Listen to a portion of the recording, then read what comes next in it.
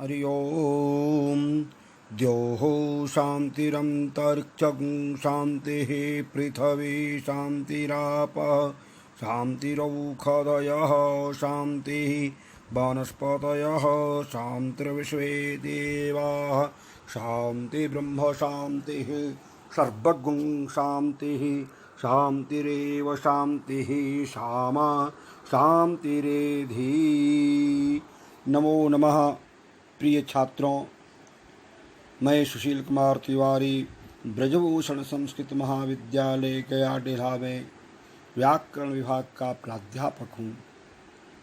आपको नियत कई महीनों से ऑनलाइन माध्यम से आपके साथ में प्रस्तुत हूँ और ऑनलाइन माध्यम से कक्षा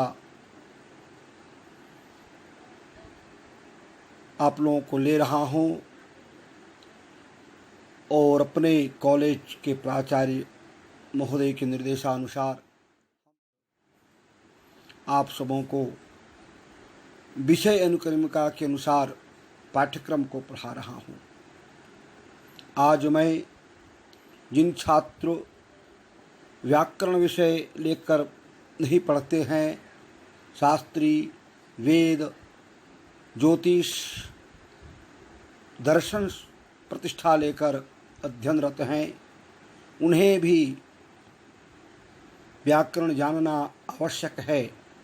तो शास्त्री प्रथम वर्ष सामान्य संस्कृत व्याकरण जिन छात्रों ने लिया है, उन्हें भी विषय वस्तु के रूप में संधि, कारक और समास विगत में भी पढ़ाया था।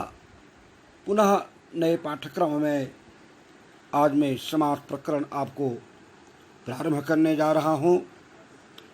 समास का पहले परिचय जाने। समास संयुक्त करने को समास कहते, समसनम समासः, अथवा अनेक पदों को मिलाकर एक पद होना समास है। अर्थात जब अनेक पदों को मिलाकर एक पद बना दिया जाता है तब वह समास कहा जाता है। जैसे पूर्वोत्तर विभक्ति रूपः सीतायाः पति। सीतापति ही इस विग्रह में सीतायाः पद में षष्ठी विभक्ति है और पति इसमें प्रथमा विभक्ति सुनी जाती है। समास करने पर इन दोनों विभक्तियों का लोप होता है। इसके बाद सीतापति इस समस्त पद शब्द से फिर प्रथमा विभक्ति की जाती है। इस प्रकार सभी जगह समझना चाहिए। समास युक्त शब्द कहा जाता है, समस्त पद कहा जाता है। यथा सीतापति ही, समस्त शब्द अर्थ जानने के लिए जो वाक्य कहा जाता है वह वाक्य विग्रह कहा जाता है। यथा रामाय पति ही, इसमें रमापति ही शब्द का विग्रह, रमायाः पति ही, इसमें रमापति शब्द का विग्रह है। समास के होने पर अर्थ में किसी भी प्रकार का परिवर्तन न होता है। जो अर्थ सीता के पति या सीतायाः पति ही इस विग्रह वाक्य का है, वही अर्थ सीतापति ही इसे समस्त शब्द का है। छात्रों, समास का पहला पद पूर्व पद तथा दूसरा पद उत्तर पद कहलाता है। जब दो या दो से अधिक पदों का मेल करके और बीच की कारक संबंधी विभक्ति को हटाकर एक नवीन पद बनाया जाता है तो उसे क्या कहते हैं छात्रों? समास कहते हैं। यथा रामम आश्रितः रामाश्रितः। समझ गए छात्रों? जब समास युक्त पद में कारक संबंधी चिन्हों अर्थात विभक्तियों का निर्देश कर दिया जाता है तो उसे समास का विग्रह करना कहा जाता है। समास के शब्दों में कभी पूर्व पद पहला शब्द प्रधान होता है और कभी उत्तर पद का शब्द अन्य पद प्रधान होता है। समास के भेद संस्कृत भाषा में समास के मुख्य रूप से 4 भेद हैं। समास में प्रायः 2 पद होते हैं, पूर्व पद, उत्तर पद। पद का अर्थ है पदार्थ होता है। जिस पदार्थ की प्रधानता होती है उसी के अनुरूप ही समास की संज्ञा भी होती है। जैसे साधारणतया समझ जाए, साधारण नियम के अनुसार पूर्व पदार्थ प्रधान अव्ययू भाव समासः, उत्तर पदार्थ प्रधान तत्पुरुष समासः, तत्पुरुष भेदो कर्मधारयः, कर्मधारय भेदो द्विगुः। प्राय अन्य पदार्थ प्रधान बहुव्रीहि होता है और उभय पदार्थ प्रधान द्वंद्व। आप लोग मूल रूप कारक कौमुदी में पढ़ें। इस प्रकार समान रूप से समास के 6 भेद होते हैं। सबसे पहले मैं अव्ययी भाव समास के विषय में आपको कुछ सामान्य ज्ञान दे दूं। परिभाषा: जब विभक्ति इत्यादि अर्थों में उपस्थिति अव्ययी पद सुबंध के साथ मिलकर नित्य समास होता है, यही अव्ययी भाव समास होता है। समास का प्रथम शब्द अव्ययी और दूसरा शब्द संज्ञा शब्द होता है। अव्ययी पदार्थ अर्थात पूर्व पद की प्रधानता होती है। समास के दोनों पद मिलकर अव्ययी होते हैं। अव्ययी भाव समास नपुंसक लिंग के एक वचन में होता है। यथा याने अधि सप्तमी विभक्त्यर्थे हरो इति विग्रह अधि हरि समस्त हुआ। फिर दूसरा है सप्तमी विभक्ति के अर्थ में उपसमीपे उपसमीपार्थे समीप के अर्थ में कृष्णम समीपम उपकृष्णम कृष्ण के समीप। फिर अनुयोग्यता अर्थे योग्यता के अर्थ में रूपस्य योग्यम अनुरूपम रूप के योग में। विप्सार्थे प्रति विप्सार्थे शब्द के 2 बार आने के अर्थ में होते हैं। दिनम दिनम प्रति प्रतिदिनम। यथा नीर भावर्थे नीर अभावर्थे अभाव के अर्थ में। मक्षिकानाम अभावः निर्मक्षिकम मक्खियों का अभाव। अव्ययम भक्ति इत्यादि का उदाहरण है। यथा अनतिक्रमार्थे अनतिक्रम के अर्थ में शक्तिम अनतिक्रम्य अथा शक्ति के अनुसार। ये समान रूप से अव्यय भाव का अब समान रूप से पुनः होते हैं। सुनने तत्पुरुष समास किसे कहते हैं? परिभाषा: उत्तर पदार्थ प्रधानः तत्पुरुषः भवति। तत्पुरुष समास में प्रायः उत्तर पदार्थ की प्रधानता होती है।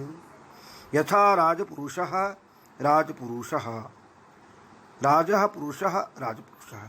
यहाँ उत्तर पद पुरुष है, उसी की प्रधानता है। राजपुरुषम आनय इति यह कहा जाए तो पुरुष को ही लाया जाए, न कि राजा। तत्पुरुष समास के पूर्व पद में जो व्यक्ति होती है प्रायः उसी के नाम से ही समास का नाम भी होता है। यथा जाने कृष्ण श्री कृष्णम श्रीतः कृष्ण श्रीतः द्वितीया तत्पुरुष। ग्रामम गतः ग्रामम गतः कृष्ण क्या से द्वितीया तत्पुरुष समास। हरिणा त्रातः हरित्रातः तृतीया तत्पुरुष हरि के द्वारा। भूतेभ्यः बलि भूत बलि चतुर्थी पुरुष भूतों के बलि। चोरात् भयम चोर भयम पंचमी तत्पुरुष चोर से भय। राज्ञः पुरुष राजपुरुषः षष्ठी तत्पुरुष। अक्षेशः शुण्डः अक्षशुण्डः सप्तमी तत्पुरुष। इस प्रकार आप तत्पुरुष के 7वें भेद सप्तमी की उदाहरण आपको समान रूप से मैंने बताया। फिर पुस्तक को पढ़ें, विशेष समझ में आपको आएगी बात। अर्थात जिस समास में उत्तर पद बाद में आने वाले हो पद की प्रधानता होती है उसे तत्पुरुष समास कहते हैं। द्वितीय विभक्ति से सप्तमी विभक्ति तक 6 व्यक्तियों के आधार पर समास के 6 भेद माने गए हैं। तत्पुरुष समास के प्रमुख 3 भेद होते हैं। व्यधिकरण तत्पुरुष, इसके 6 भेद होते हैं। द्वितीया तृतीया चतुर्थी पंचमी षष्ठी सप्तमी। समानाधिकरण इसके 2 भेद होते हैं, कर्मधारय और द्विगु। अन्य भेद के इसके 4 भेद होते हैं। अलुक समास तत्पुरुष समास, नहीं तत्पुरुष समास, उपपद तत्पुरुष समास और प्रातिश समास। उदाहरण द्वितीय तत्पुरुष के जिसमें प्रथमा व्यक्ति होती है,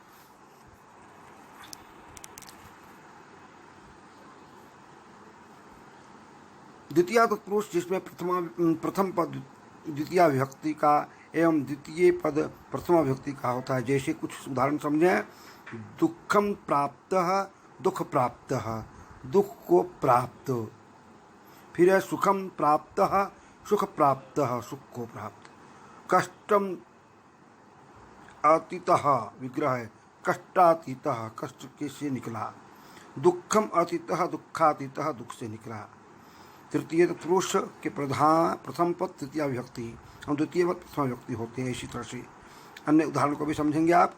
वाचा कलह, वाक् कलह, मदेन शून्यः, मद शून्यः, बाणेन हतः, बाण हतः, सुखेन युक्तः, सुखयुक्तः। चतुर्थी तत्पुरुष समास में इस प्रकार विग्रह है। गोभ्यः गोहितम, पुत्राय रक्षितम, पुत्ररक्षितम, गवे सुखम, गोसुखम, काकेभ्यः बलि, काकबलि। पंचमी तत्पुरुष का उदाहरण समझें। पदाच्युतः च्युतः, पदच्युतः, दुष्टात् भयम, दुष्ट भयम, मार्गात् भ्रष्टः, मार्ग भ्रष्टः, व्याघ्रात् भीतिः, व्याघ्रभीतिः। षष्ठी तत्पुरुष का षष्ठी तत्पुरुष जिस समास में प्रथमा पद षष्ठी व्यक्ति का एवं द्वितीय पद प्रथमा व्यक्ति का हो वह षष्ठी तत्पुरुष समास कहलाता है। देवानां पूजकः देवपूजकः, विद्याय आलयः विद्यालयः, हिमस्य आलयः हिमालयः, सुवर्णस्य पात्रं स्वर्णपात्रं। सप्तमी विभक्ति का उदाहरण समझें। यहाँ प्रथमा पद सप्तमी विभक्ति का और द्वितीय पद प्रथमा व्यक्ति का उसे सप्तमी विभक्ति पुरुष कहते हैं। कर्मणि कुशलः, कर्म कुशलः। वाची चतुरः, वाक्चतुरः। आतपे शुष्कः, आतप शुष्कः। चक्रे बंधः, चक्रबंधः। अब आगे कर्मधारय समास के विषय में बताऊंगा। आज इतने ही अपनी उद्बोधन और कक्षा को विराम देता हूँ।